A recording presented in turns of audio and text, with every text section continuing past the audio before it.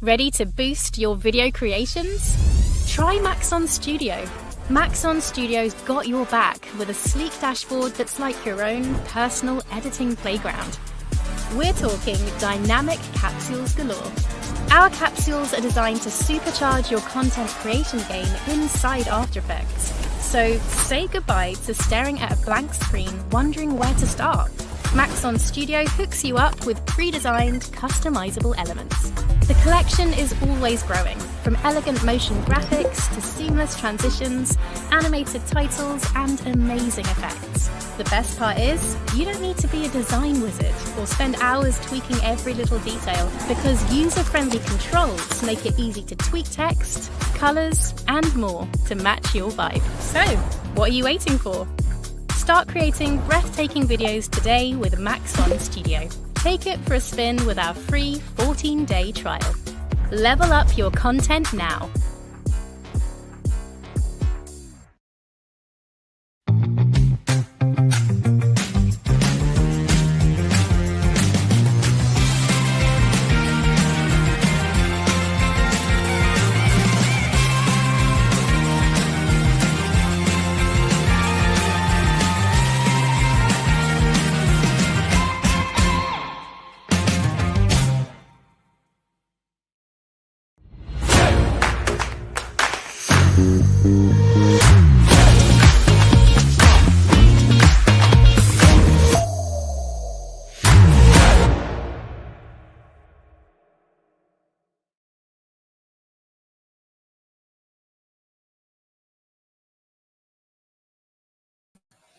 Hey everyone, happy Thursday. Welcome to this kind of special live stream. Normally I live stream at the end of the month, but I'm actually doing 2 this month. So yeah, I thought I would steal this free Thursday and do some of my kind of top tips in Redshift. So first of all, hey to everyone who's joined. So hey to Dancers for Peas, Sivan, Ron, Abdullah, Lisa. Yeah, good morning, good afternoon, good evening, depending on where you're all from. Thanks for joining.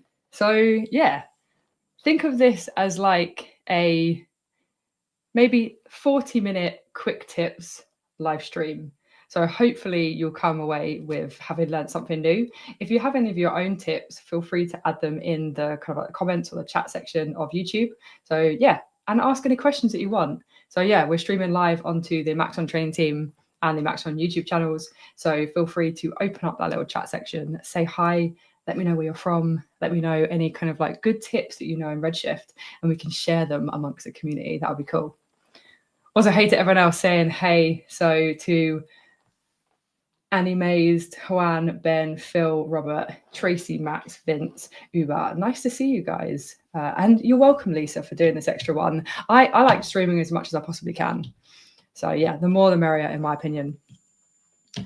Okay, cool. So I'm going to get right into it because, yeah, my plan is this will be maybe kind of like a 45-minute live stream, hopefully just full of a bunch of great stuff.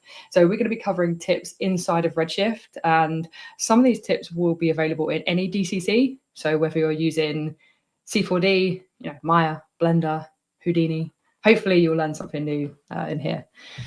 We're going to start off by looking at some lighting tips, and this is going to be a sort of like 5 tips in one.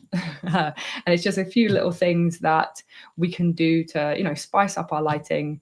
And a lot of them are just really easy to do. So yeah, I'm inside of C4D and I've got this sort of scene set up. Some of you might recognize it from the UV workflows streams we did ages ago. Yeah, it looks pretty cool. So I thought I'd add some like fun lighting to this. So the first tip, so we're getting straight into it. The first tip is going to be using light shaders to create light gradients or to fade lights out. So the way that we can do this is if we just grab ourselves an area light. So it's going to come in, grab an area light, and then let's just come into our 4 views and let's just reposition this area light. So we can see this is obviously like, this is huge, right? Huge light. So I'm just going to pull this down and then let's just make it a lot smaller. So I've actually got this one here. So it's about 30 by 6. So let's set that to 30 by 6. And so we have this light now, this area light in my scene. and we can see it's here. So at the moment in my render view, we can see it's casting loads of light. It's way too intense. So all we need to do is come into our intensity and we can just pull this down. And what we're also going to do is we're going to create this this fade out effect. And then I'll show you how you can create a gradient effect. And there's an important step we need to take in order to do this. And that is actually to reduce the spread of my light. And this is going to allow me to actually see that light strip and then create that gradient or that fade out. So my spread, what it's doing is a value of 1 is the light is being cast at 180 degrees out. So it's being spread all out into my scene. As I reduce that spread value, it's going to target it and direct it more and make it a bit more of a spotlight. So if I pull this all the way down, you can see what I mean. So I've now pulled that light all the way in and we're getting less of that spread. And it also makes it more intense. So it's important to note that if you are reducing the spread, it therefore makes the light way more intense as well. So I can just reduce that down a little bit more, or we can even play with the exposure. So this is like a multiplier or a divider. So I can pull this right down and you can see how we really change the intensity of that light. So this is the first step. We have our light, got it pointing down. We've adjusted the size of that and we've adjusted the spread. So now this is where we can do the fun stuff. So we can add ourselves a light shader. So inside of my area light, we have this add graph option. And this is how we can add a light shader or a light material onto my area light. So what I can do, I can just add the graph and we can see that it's actually added a material tag and it's added this material here. So I've not got my my material previews up just to make things faster for the live stream. And so we can double click this and we now have like our material node editor, but we have a area light material. And so what we can do is we can double click and we know the way that we can create a ramp or a gradient is the ramp node. So we can grab that ramp node and we can drag and drop that in. And then what we can do is we can actually connect it to the color. And so at the moment, I'm going to leave my ramp, this black and white sort of gradient, and I'm just going to connect the output to the color. And so what I can do, I can highlight this over this and I can go general, I can go color, or a little tip for you. So we've got tips in tips now, is if you command click one of these little dots, so not your keyframe one, but this one here, it actually adds that input to your node for you. And we can plug that in there. So if we take a little look inside my render view, we can now see we've actually created that fade out. And the reason is because my ramp is set to vertical, so we have a vertical projection going on, or a vertical gradient. The color of the light is white to black. So if we think about it, if the light color is black, we're getting no light. So we're able to create this fade. And if I just tweak this black handle, you can see how we're creating this fade effect. So I can kind of pull that up and I can really play around with that fade. Or what we can do is we could do a horizontal fade. And so we can have it fade out this way. And then what I will do actually, let me make this really apparent. Let me make it really kind of like low on that spread value. So now we have that really harsh line, right? So we have a harsh line fading out. But what if we duplicated the black, put the white in the middle, and then put the black either side? We now have it kind of, we have that softened edge either side now. And so this is how we can create the light shader or the light material. And we have it in the new node editor now. So previously it was actually the Espresso node editor, but you'll see it's now in our kind of like lovely C4D one. We're able to create the fade, but what we can also do is we can use this to then create a gradient or a color gradient as well. So let me just come in and I can change this to maybe be sort of a orangey color. And then maybe we could even have it fade into a yellow, or maybe a little bit more of a orangey color here.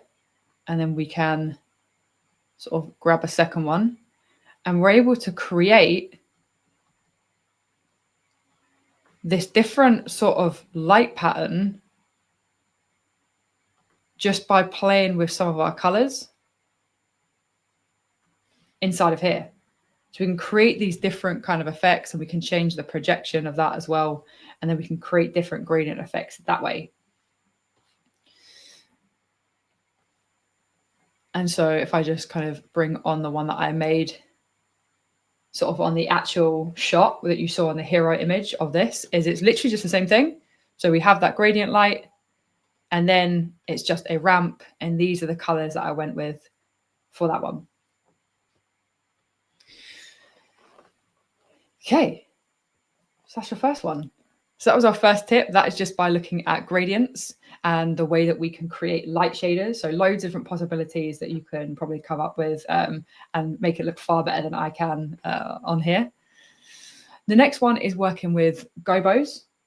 So it's something that I've talked about before, but for anyone who doesn't know, we're able to apply what's called a cookie or a texture pattern over our light to create some interesting sort of light rays and patterns that otherwise could be quite challenging to do with geometry or mesh. So let me switch this off. And again, we're just going to take an area light. And let me just steal the same one. Do you steal the same one? Yeah, we can steal the same one here. And so let me just make this a 5x5 square. Actually, no, let's make it a little bit bigger. Right, so we've got our area light again, and we've just stolen that same one.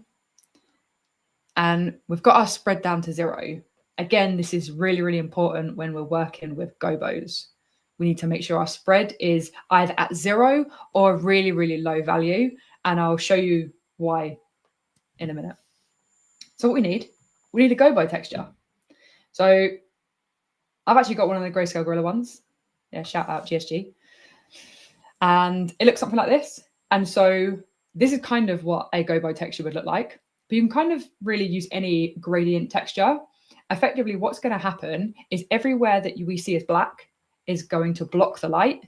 Everywhere that is 100% white will allow the light through. And everything that is kind of a gray or a gradient in between will allow some of the light to shine through.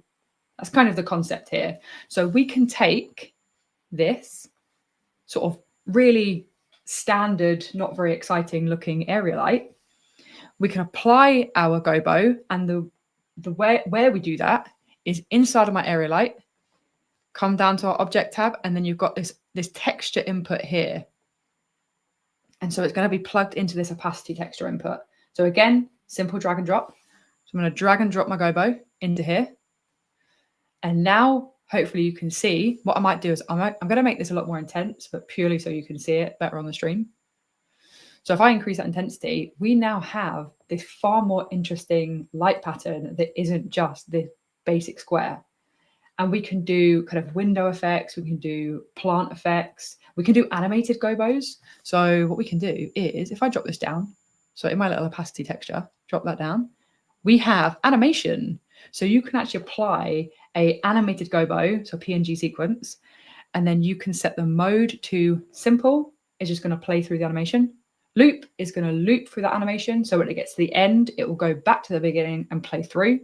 Ping pong will play it forwards, play it backwards, play forwards, play backwards. So we can have animated gobos in here. And the opacity, what the opacity can do, it's going to change the opacity of this actual texture map. And so if I start to reduce this down, you can see how this actually changes the gobo texture as well. And then I could come in and I could say, you know what, maybe make this area light a bit bigger. And we could even, I don't know, rotate it slightly so we get some more interesting looking results inside of there. And you can even color these. So we could apply like a color to my texture. And now we have this slightly more interesting light effect on here. And so this is the one that I went with. So it's the same. If I just switch off my bokeh, we can see we have that in the background there, just really, really faint. And if we add it with that gradient, it just starts to look a little bit more interesting. Cool. So what I will do before I go to the next tip, I'm going to quickly look at a few questions. because I don't want to miss any. So I'm just going through.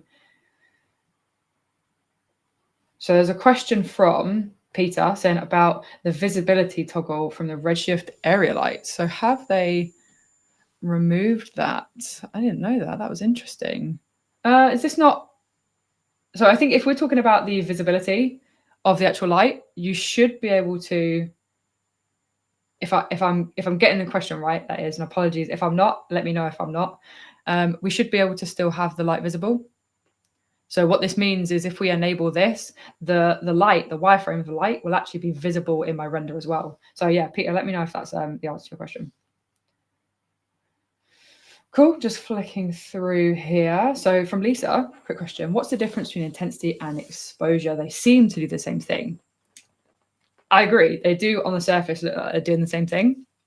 So basically, the intensity is your overall intensity or brightness of the light. And exposure, think of that as your light intensity multiplier. So if I have an exposure value of 1, I'm multiplying the intensity by itself again. And then it works the reverse. So if I do it divisible by 1, it's effectively dividing the light intensity by itself. And so it's a really good way of, if we're going really, really low with our intensity values, instead we could go lower with my exposure values, and you'll find that you have a slightly easier way of adding or removing light in your scene. So hopefully that helps. So a few people are saying that they've checked the Redshift update and they've removed the visible option in the area light and dome light. Yes, so this is something to mention. There was actually a release yesterday, but I am on the previous version. So I'll check that for you. I'll update tomorrow, and I'll see. Also, hi to Patrick 4D in the chat. Hey Pat.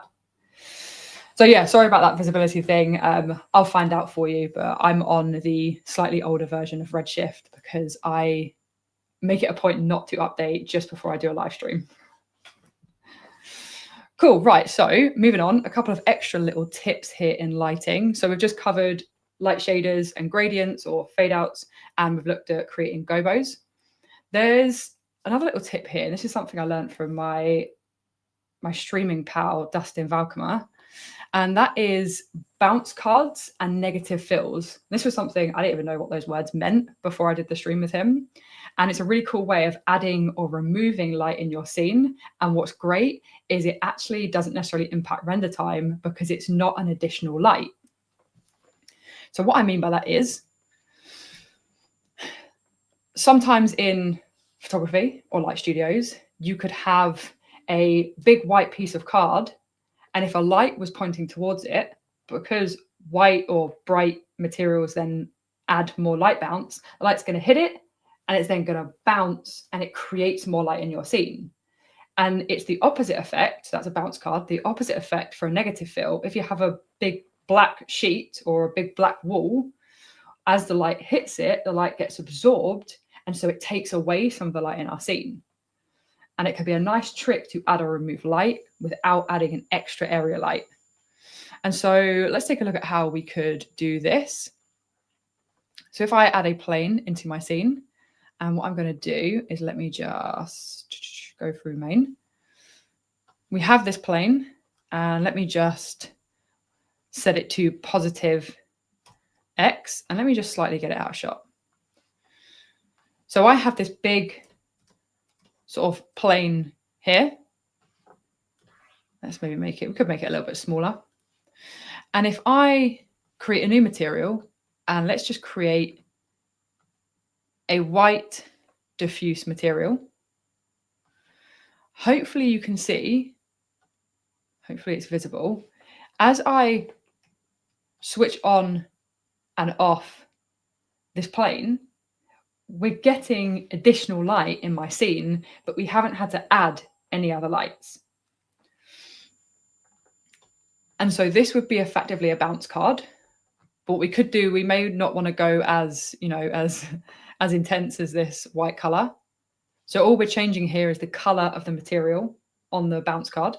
So as we reduce this down, you can see how it has an effect. And so then what we can do is if I do the opposite and I make it 100% black material in color, we're actually then taking away and absorbing some of that light just by applying this plane inside of here. So negative fill bounce cards can actually work. And what I think is great about them is we're not having to add another light. We're not having to work out the intensity of another light. We're not having to worry about, is it reflecting in the wrong place? Is it creating shadows? We can do this and it's not going to affect any of those things or any of that performance. And as Maxon says, it's also a good way to add color to the scene. Very true. Cool. So, right. So we've taken a little look at light shaders, gobos, bounce card, negative fill. One thing I absolutely love is like my favorite thing. And if you watch any of my streams, you'll see that I do this on a regular basis. It is a little trick inside of area lights. So let me switch this plane off, switch this area light off. What we're going to do, we're going to create a brand new area light. And I'm just going to make it small. So we have this little area light here. If I click my area light, this little button, that if you didn't know it was there, you'd absolutely miss it. This little button is probably one of my favorite things inside of Cinema 4D and Redshift. So if I click this button, we have the ability to add a target tag to my light or a target tag and a null object. So what I tend to do, I tend to add a target tag and a null object. And what it does is it adds a target tag to my area light, so we can see this. And that is just by, going to right click, animation, target tag. And then within my target tag, it's automatically then added that null. And this is now my light target. So now what's going to happen is I can move my little null and I can say, you know what? I want this to be exactly here where I've got my little, Maxon key that we all kind of need, don't we? And then what I can do is I can move my area light around and it's always going to be pointing at that target. So honestly, my most used feature probably in the software. Or what you can do, so the other option was just to add the target tag. And so then what you could do is instead of using the null, you could just drag and drop your object inside of there, and it will always then point to the axis center of your object.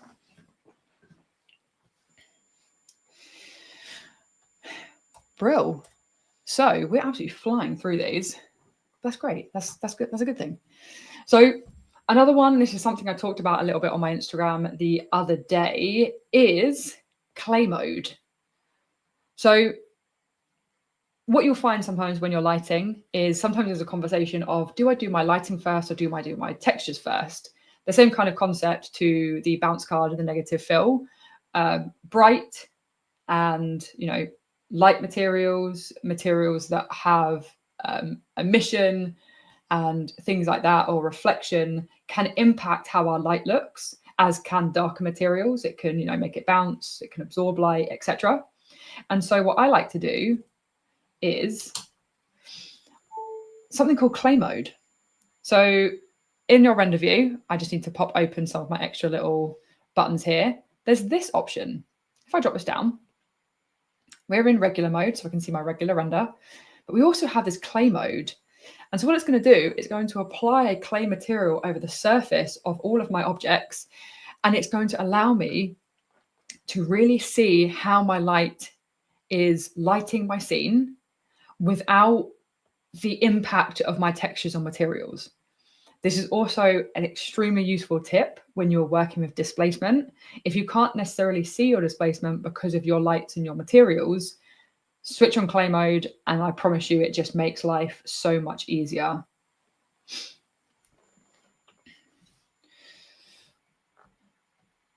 And we had a quick question on this. So yeah, feel free to keep questions coming and I will keep an eye on them as we go through. Maxon was wondering, do you know if we can render clay mode through the picture viewer?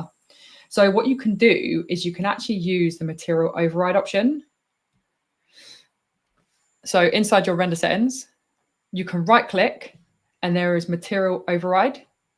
And what you can do is you can do clay, and it will render the clay mode for you.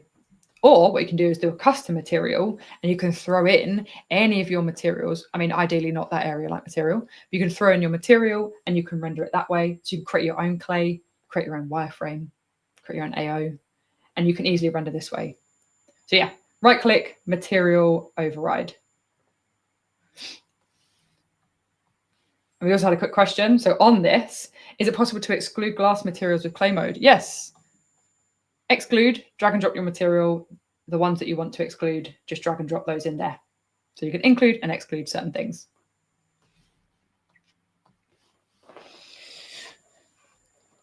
Okay, right. So those were the sort of 5 lighting tips. So we just looked at light shaders and gradients. We looked at target, tag and null, gobos, spread, clay mode, and the bounce card negative fill. So the next few are going to be some texturing tips, but there's one really quick one I do want to show. And you know what? Let's just go to a whole new scene for this. And cool, let's kick this off. So I've been asked a few times on Instagram or emails, how do we create a gradient background? Is there a way to do it in the dome light? Is there a way to do it that's kind of like a simpler method? And there is kind of a way to do it in the dome light, but it's not very good, and you get that kind of that banding effect. And I spoke to some of the developers. I spoke to Adrian, who's this incredible guy with Redshift, who's very technical, far more knowledgeable than I am.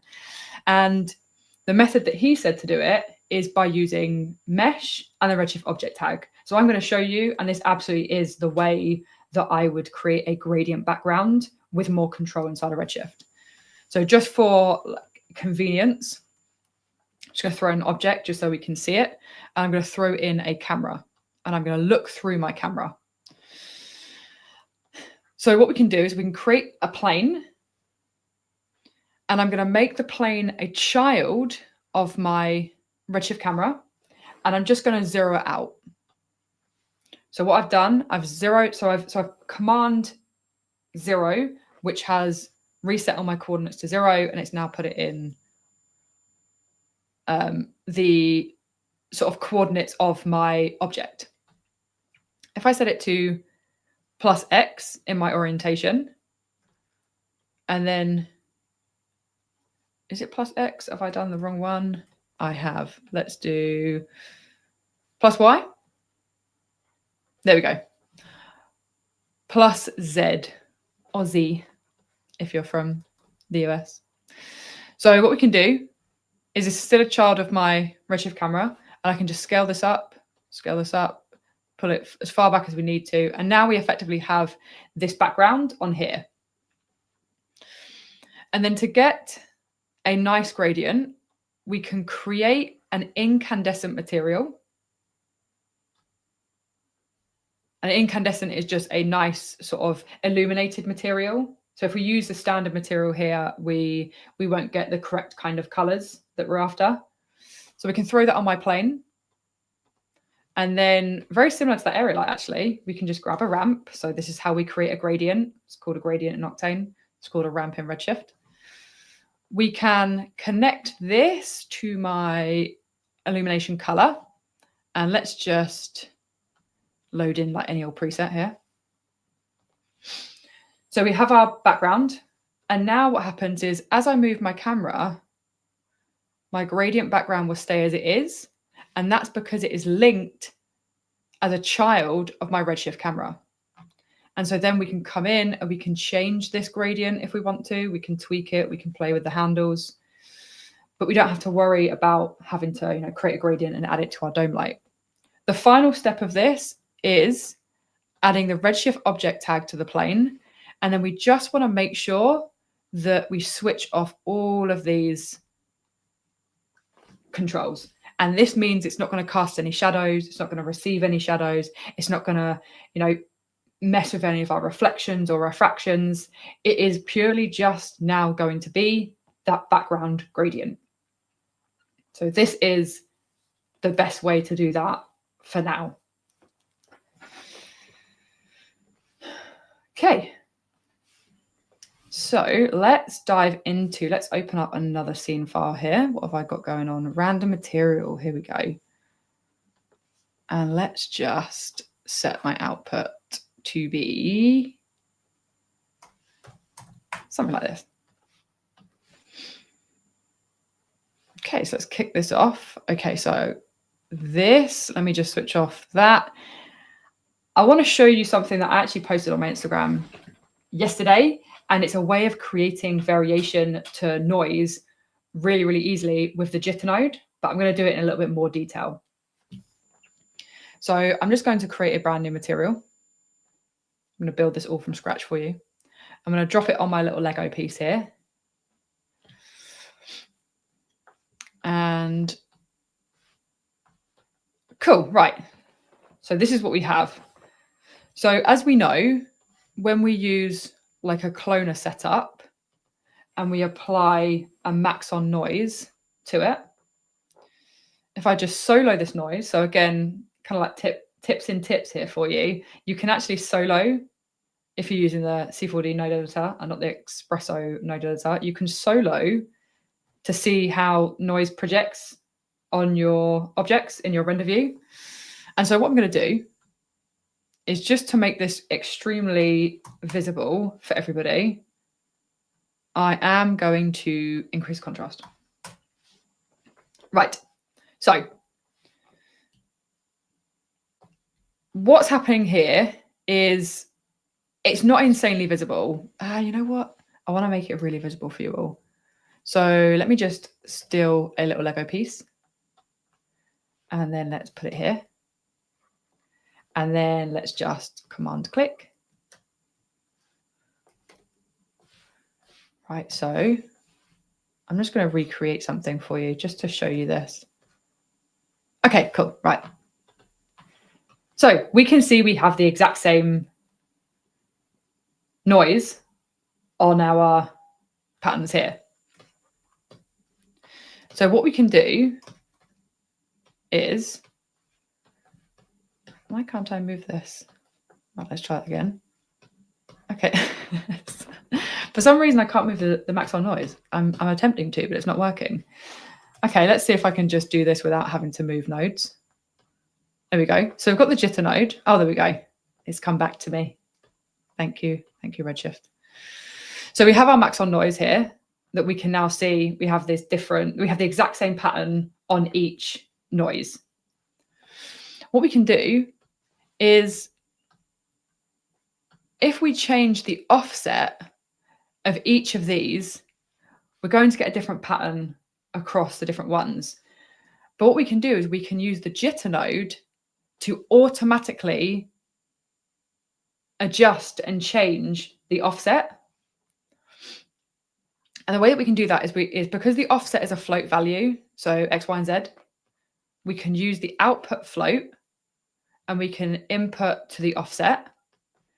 And then all we need to do in my jitter is we need to, so it needs to be on the, it does need to be on the cloner setup, doesn't it? Let's do my cloner setup then. Cloner. So I need to show this on a cloner setup for it to actually make sense for you. 1. And then let's do, I should have probably had this preset up, really. Probably would have been useful, wouldn't it?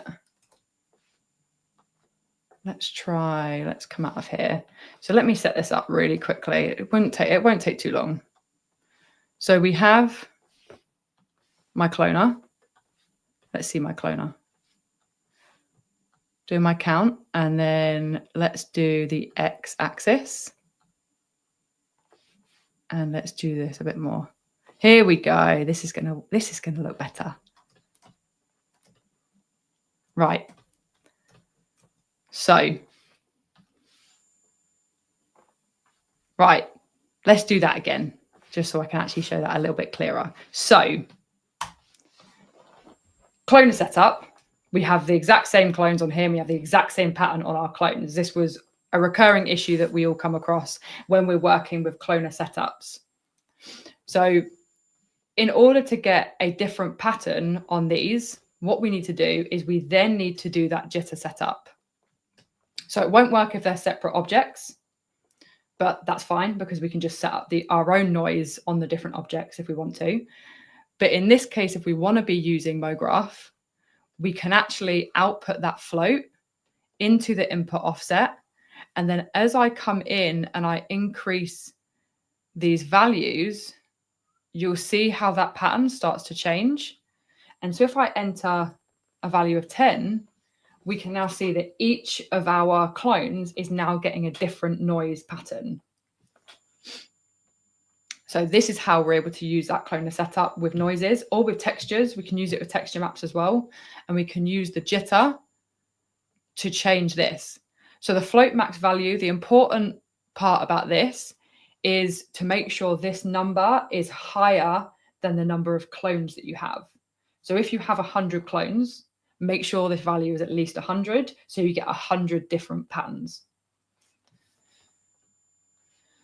Cool, yeah, so sorry, I need a little bit of setup there. I probably should have pre-made that, only because I didn't think it was like super visible on this, but the concept is the same. So we can now see that we have those different patterns set up on here. We're all going to get a different bit of variation. All right, so moving on from the Jitter node is we have two new-ish shaders, and not new from the most recent release yesterday, but new from, I think it was like a month ago or 2 months ago. And those are the random color and random material switch nodes. And these are just really simple ways of adding, again, variation. So the way that we can set this up is I've just got this plain material on here. And as we know, if I come in and change the color, it's going to change the color overall of every single one of my clones. So if I just come in and search random color switch, what we can do is we can actually apply multiple different colors, and then we can distribute those over my geometry. So if I just connect that to the base color, and then all we have to do is define our colors. And so the important thing here is we're talking about color, we're not talking about materials. So if I maybe add some different materials into here, so just quickly pick some simple ones here. And then what we can do, we can add more colors. So we can add more inputs, and we can choose new colors inside of here. We can remove them. We can play with the seed value. So I can change this distribution. But this was all possible before with color user data. But the important thing that we can now do is we can now actually have a little bit more control about how much of each color we're able to distribute across our clones. So if we then say, okay, I want most of them to be pink and only a few of them to be blue and yellow, all we have to do is we come into the weight values and we just reduce these down. And now we can see, okay, now only a few of them are blue and yellow, and majority of them are going to be pink. And then we can continue to play around with that seed value if you want to. Another cool thing that we can do is if I just remove these inputs, is we actually have a color jitter inside of here. And this allows me to randomly vary the hue, saturation, and values of my colors. So I've just left one color on just to demonstrate this. So if I enable that, and then I start to play around with my hue variation, I can adjust the hue, and we've only got one color at the moment. So I'm playing with my hue, I'm able to play with my saturation, and I can also play with the values. And again, we have these seed values, these random seed values, so I can change the distribution of this if I want to. And then again, we could continue to add colors and do that as much as we want. So the next one is the random material switch, which is again a new shader that came out with the random color switch. And this is slightly different. So we have this kind of pink plastic material here. So let's just name this just for organization purposes. So we have plastic, and let's make it a bit bigger. And then let's create a new material, which is the standard material. And we're going to make this like a chrome, like a metal material. So if I just solo it, we can just add some metalness. It's an easy way of creating metal for you. Add your metalness, define the color that you want your chrome to be, and maybe we can do a little bit of a brushed chrome. So we now have this plastic material, and we have this kind of shiny, metally chrome material. So now what we can do is we can take the random material switch, and we just need to connect our materials into our shaders. So the random color, what we were doing there is we were defining the colors, but then we still had to make sure we plugged it into a standard material. But what this is doing is this actually goes in between your material and your output, and we're able to just connect our shaders in and connect that out here, and it works in the exact same way. So we're now able to distribute between my pink plastic and my chrome, and we could then say, oh, you know what, actually we want to have more of the plastic, so I can reduce that weight value and just incorporate a few of those chrome. And then again, we have that tint jitter as well, so hue, saturation and value that we can play around with. And you can add more shaders to this if you want to. So we could add another input and plug in a third material, maybe like, I don't know, a glass or something like that. The fun thing with this is, again, just for like simple purposes, let me just create a cube. So we've got 3 different cubes here, all with slightly different names. And I'm just going to apply this on here.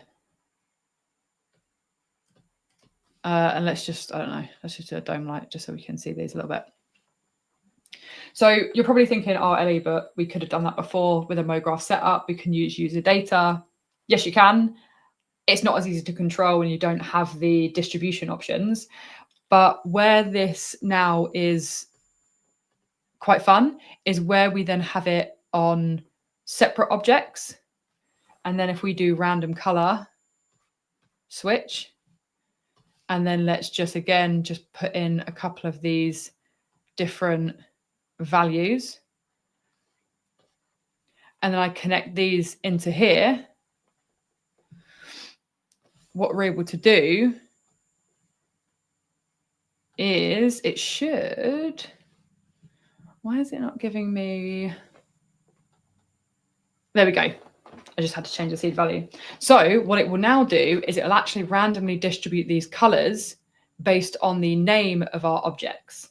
So we no longer have to have it as a MoGraph setup. We can have this all as separate objects with separate names. And then we can actually come in and we can play around. So white pro wasn't the best color. Let's do yellow.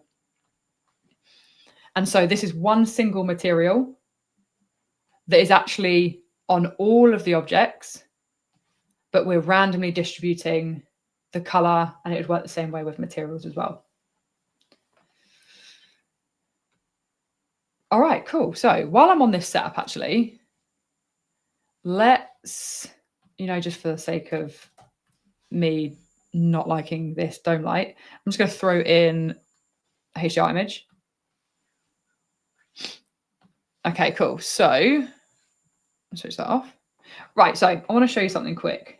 And this was a tip that James, so on our team, James Marga, so shout out James, showed me, and it's to do with the reference node.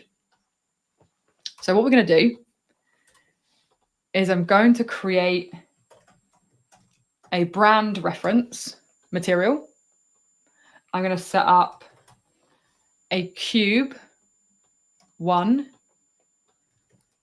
cube 2, and I'm going to set up a cube 3. The purposes of this is just so I can show you how this works. And what we're going to do is we're going to set these onto our cubes, And our brand reference, we're going to choose our sort of like our brand color, right? So let's say we have our lovely brand color, and let's do red for Redshift. And we can connect this into our output. So we can do absolute color into our output here. And so now our brand reference is now our brand color. So what we can do, we can then take the reference node. So reference allows us to then reference another material, and we can then use that in this kind of like existing material for the first cube. I can pull in the brand reference and I can connect that in. And so let's have this one as a slightly metal version. And then we can do the same thing here. I can take a reference node and I can connect the brand reference, plug that in there. And I'm going to leave this one default. And let's maybe make the dome light a bit more. And then the third one, I just want to add the same thing again. And so there's a purpose to this, I promise you. And we bring our brand in there, and then maybe we can make this one slightly transmissive. So we have they're all the same color because they're referencing that brand color, but then one's metal, one's plastic, and one's glass. And now what we can do with this setup, because everything is connected to our reference node, we could actually come into our brand reference. And if they say, oh, actually, you know what, we've changed our brand color, or we now want it to be, you know, the blue instead of the red, we can come in and we can change it to blue, and we can refresh it. And then because every material is linked to that reference, it's going to update those colors automatically. So we don't have to keep going back into every single color or every single material and update that. We're able to just do it really quickly this way.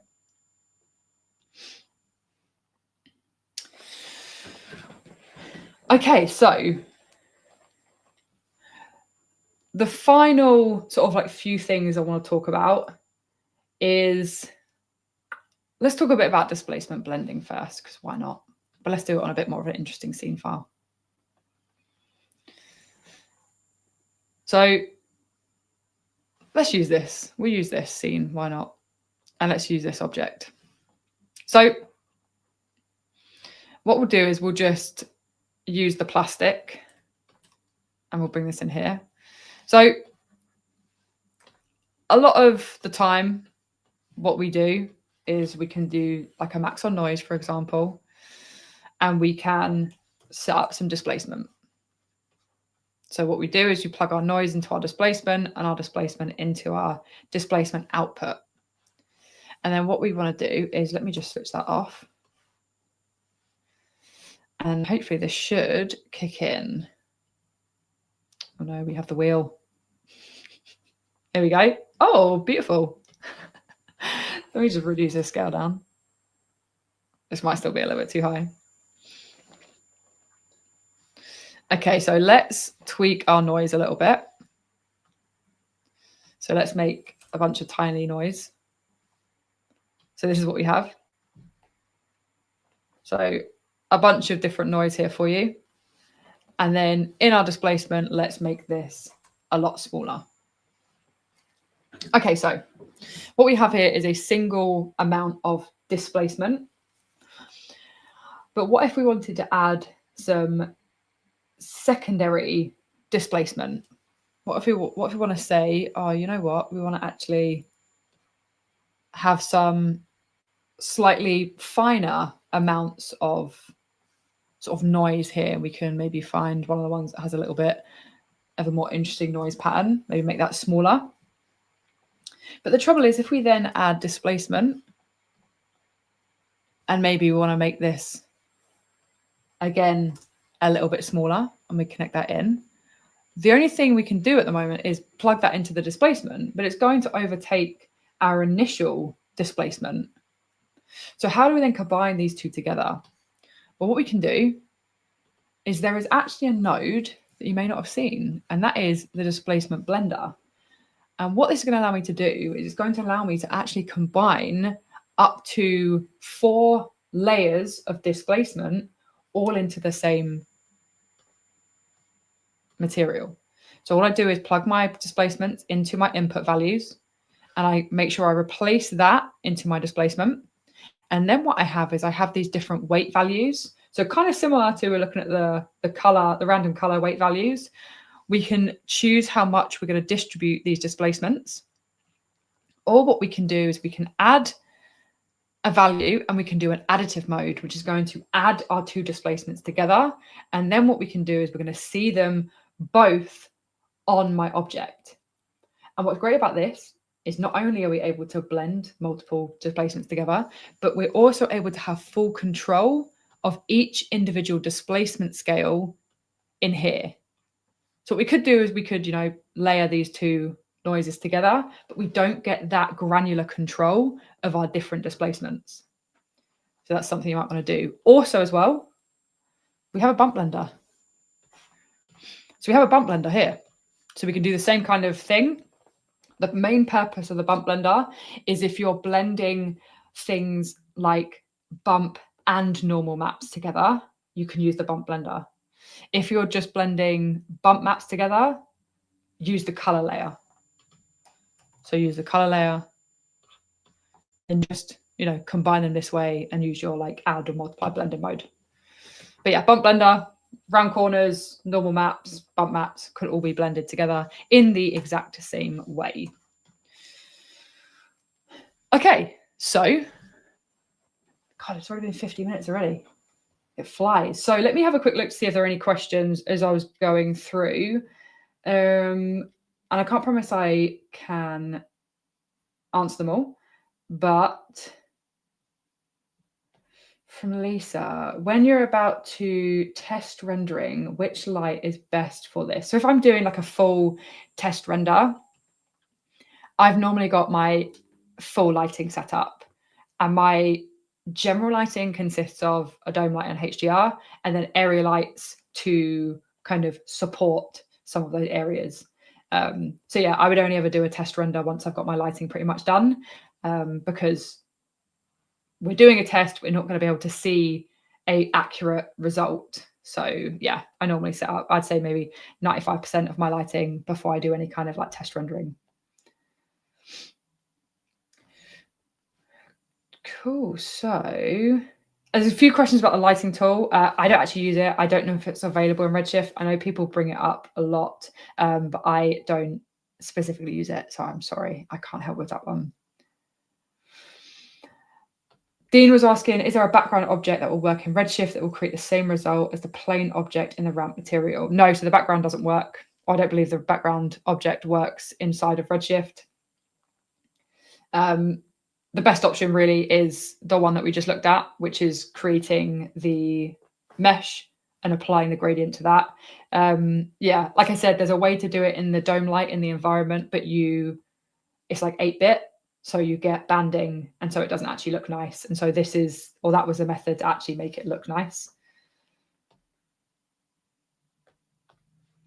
Also, second question was, can the background object in Redshift cameras create the same result as the plane? No. So it's a good question though, very good question. And it is something I did test out because I do get asked this question quite frequently. And so what Dean is referring to is inside of the camera, as we look through the camera, inside the background, we actually have a background option here. So we can override and we could apply the horrible color that was. We could apply a red to our background, or we can apply an image. And so the trouble is we can't actually apply a gradient to this. Unfortunately, we're not able to do that. So you can see we can't actually create a gradient. If you want to create your own gradient in Photoshop and bring that in as an image, then yes, you can do that, but you're limited to your control. So yeah, unfortunately, that's not necessarily correct, or it's not necessarily possible. So yeah, unfortunately, plain with incandescent for now, and then in the Redshift object tag, make sure you disable all of the visibility, reflections, refractions, so it doesn't have an impact on your actual scene itself. So Tiago was wondering, why do textures look different in the viewport as opposed to the render view? Is there a way to sync them both? This is a very good question. So originally, Redshift was a third-party render engine, which was, developed and used inside of C4D. Now it's part of Maxon. It's far more integrated, and you'll see kind of like every month new releases, new updates, and new improvements. And so the viewport, compared to what it looked like 2 or 3 years ago, looks far more accurate than it did before. But there are still some things that need to be developed and are being worked on. And so, yes, you will not get a like for like in the viewport and your render view. You'll also find your render view versus your final render will also look slightly different. And that's because we want the render view to be fast, but to still give you a good preview. And so there are steps being taken to make the viewport more accurate. Those of you who have used Redshift for years, like I have, will already be seeing those changes. But yeah, unfortunately, it isn't a like for like, but maybe one day it will be.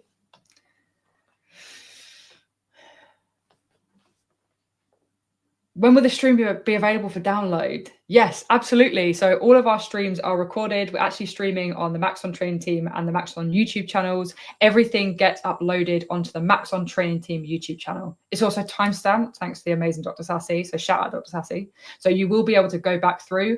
As soon as this is done, it'll be uploaded.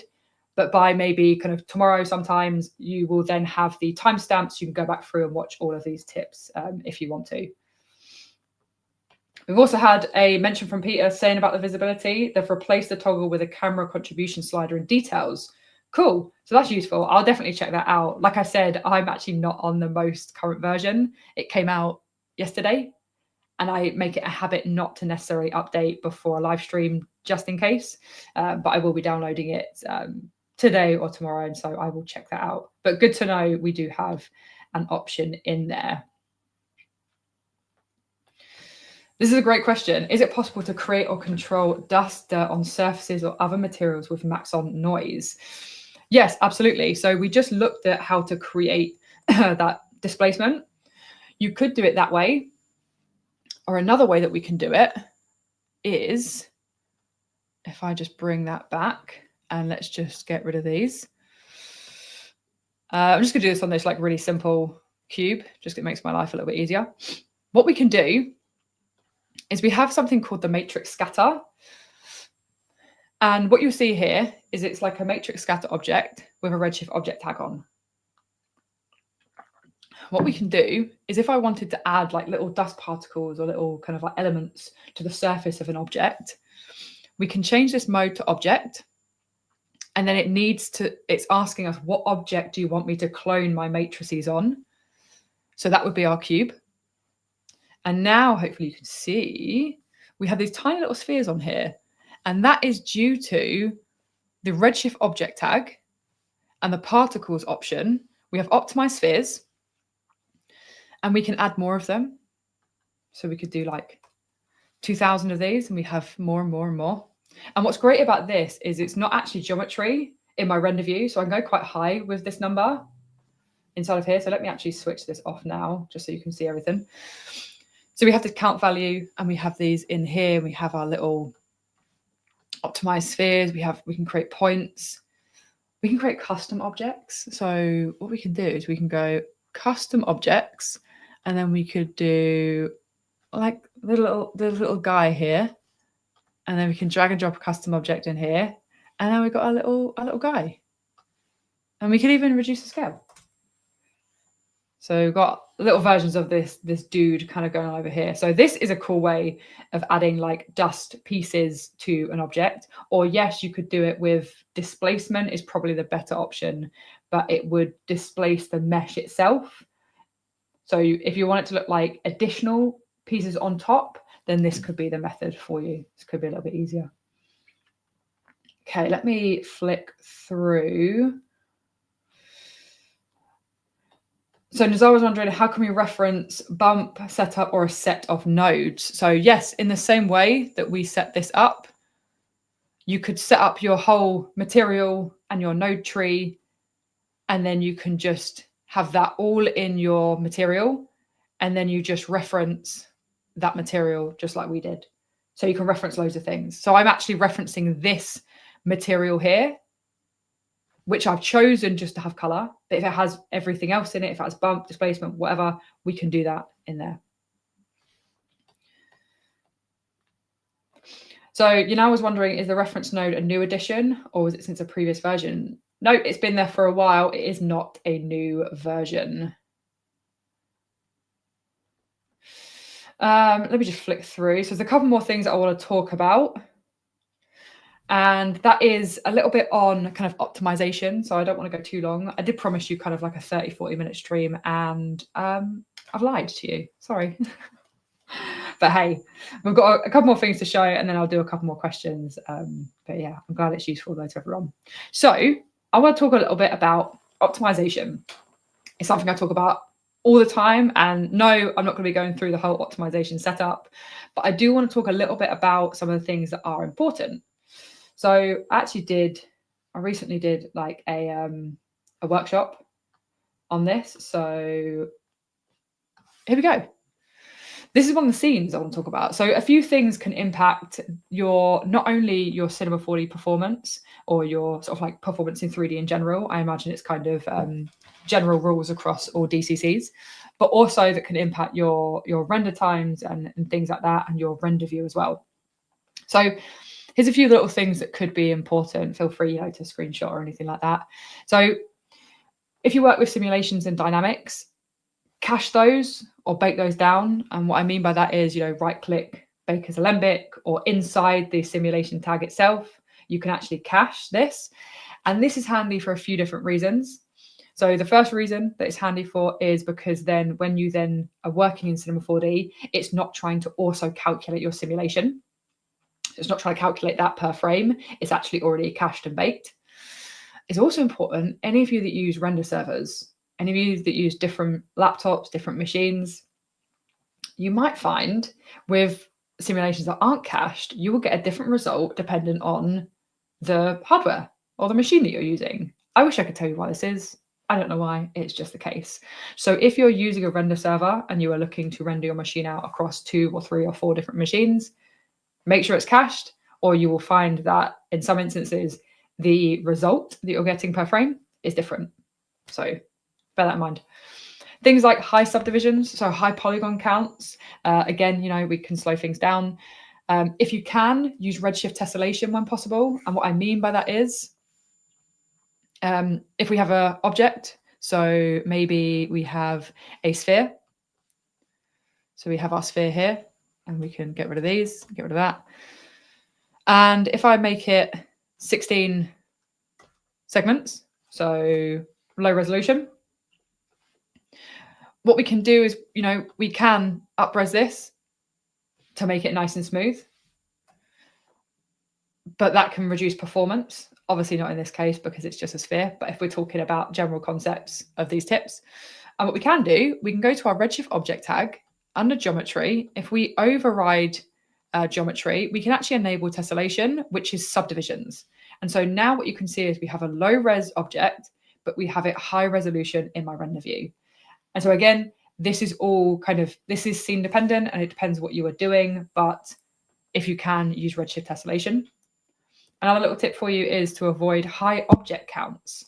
And when I say high object counts, I don't necessarily mean the objects in your scene. I do mean the objects in your objects manager, but everything adds up. So your tags, your selections, your keyframes, your objects, your materials, they can all have an impact on your performance of your software.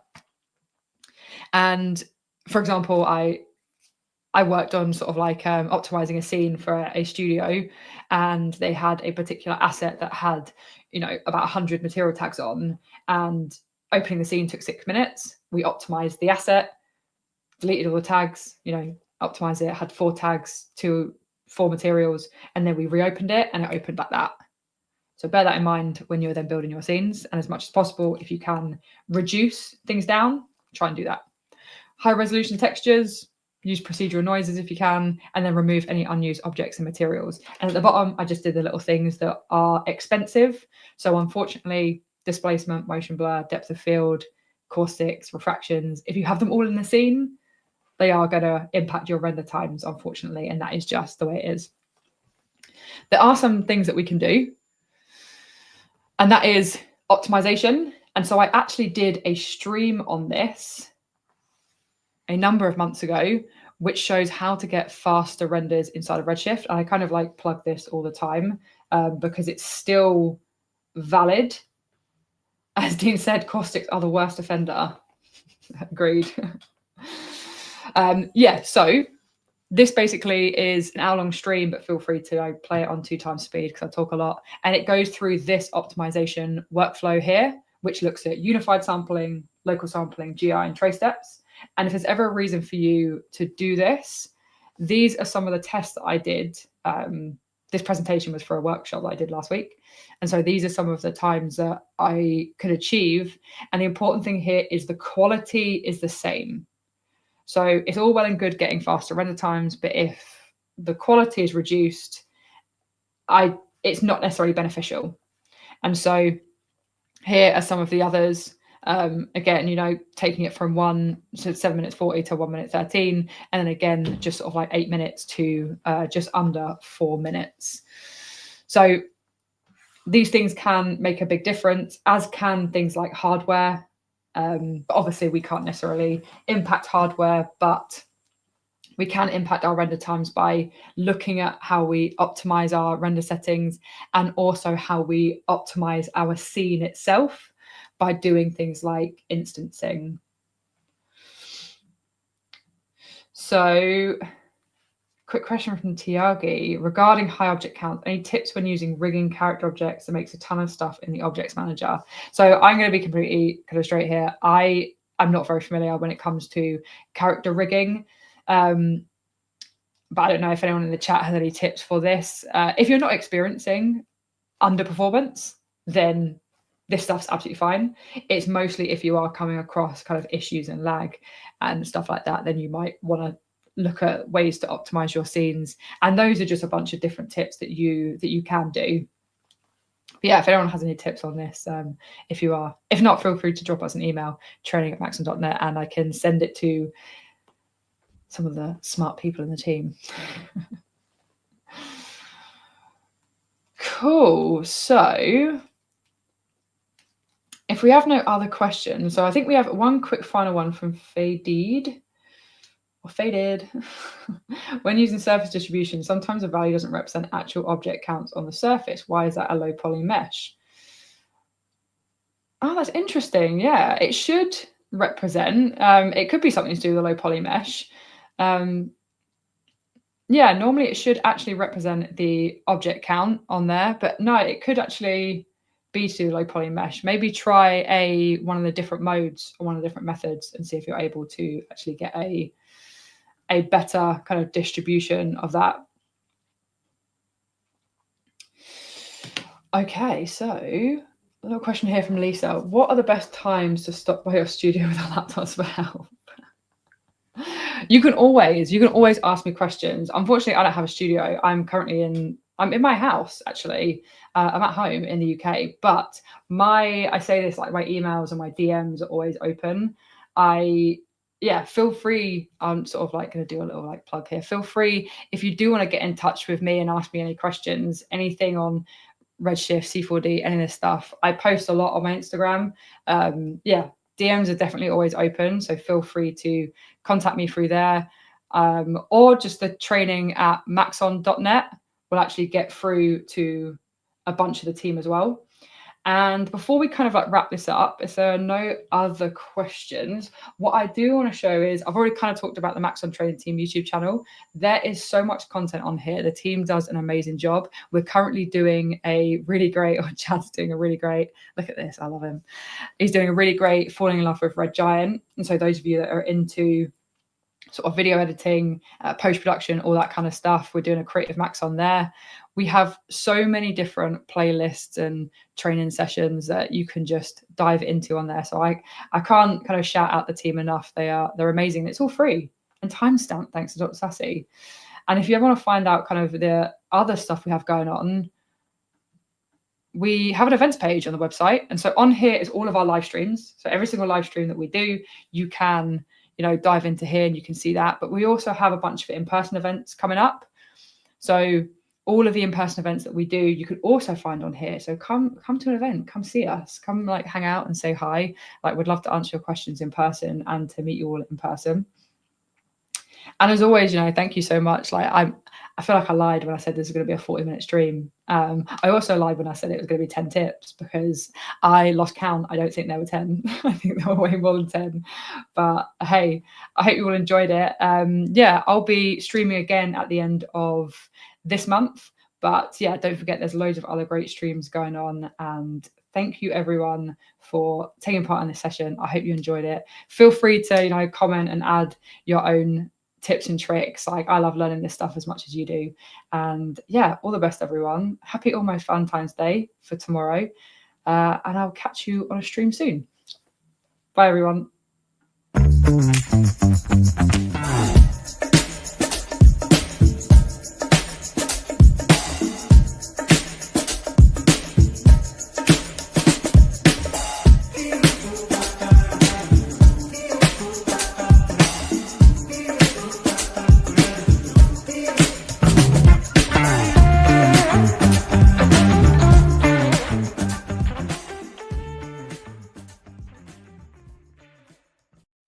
Mm-hmm.